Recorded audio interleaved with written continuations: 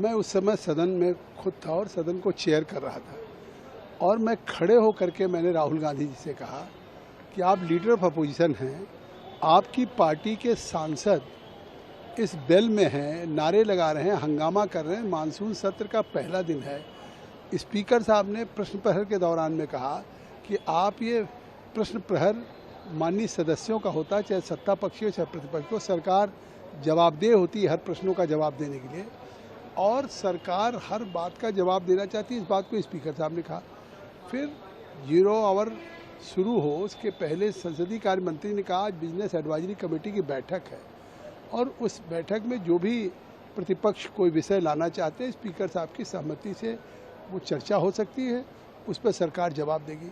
फिर रक्षा मंत्री जी को हमने बुलाया, रक्षा मंत्री जी ने कहा कि सरकार हर विषयों पे चर्चा चाहती है और उस पर जवाब देना चाहती है, लेकिन रूलिंग पार्टी की तरफ से जब आ रहा है कि हम विपक्ष के हर सवाल का जवाब देंगे तो कम से कम लीडर ऑफ अपोजिशन को मैं बार बार अपील कर रहा था कि आप अपने मेंबर ऑफ पार्लियामेंट से कहें कि वो जा कर के अपनी सीट पे बैठें, हाउस ऑर्डर हो तो मैं उनको अवसर देता।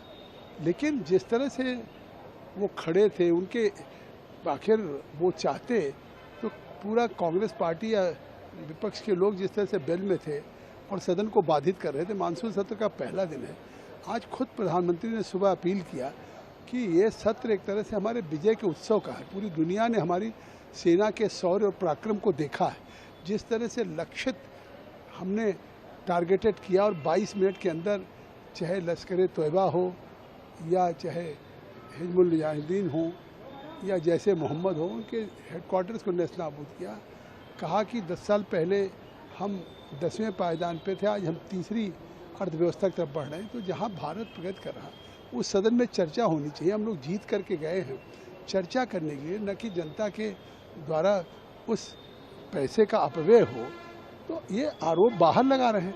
अगर वो बोलना चाहते तो सदन चलाएं, निश्चित तौर से उनको बोलने का अवसर मिलेगा।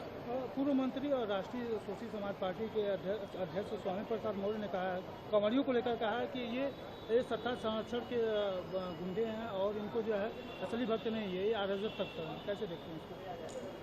अब या तो मानसिक रूप से दिवालिया हो गए हैं। ये श्रावण मास है और भगवान भोलेनाथ के प्रति जो अटूट आस्था है, जिसकी गहरी आस्था है, वो हरिद्वार से जल लेकर के जाते हैं, शिवालयों में चढ़ाते हैं तो पवित्र गंगा का। अयोध्या में आज मैं खुद कांवड़िया में भाग लेने बस्ती जा रहा हूँ। बस्ती के आसपास के सिद्धार्थनगर, संत कबीर नगर के पूर्वांचल के लोग सरजू का पवित्र जल लेकर के अपने कंधों पर रख के कई दिन की पदयात्रा करते हुए, चाहे वो भदेश्वर नाथ हो, संत कबीर नगर में तामेश्वर नाथ हो, दुग्धेश्वर नाथ हो, इन शिवालयों पर जल चढ़ाते और उनको गाली देने का काम कर रहे हैं। हमारी आस्था पे, सनातन पे ठेस पहुंचाने का काम कर रहे हैं। आखिर वो किस तरह की तुष्टीकरण की बात कर रहे हैं? शायद उनके खिलाफ तो इस तरह के बयान पे कार्रवाई होनी चाहिए।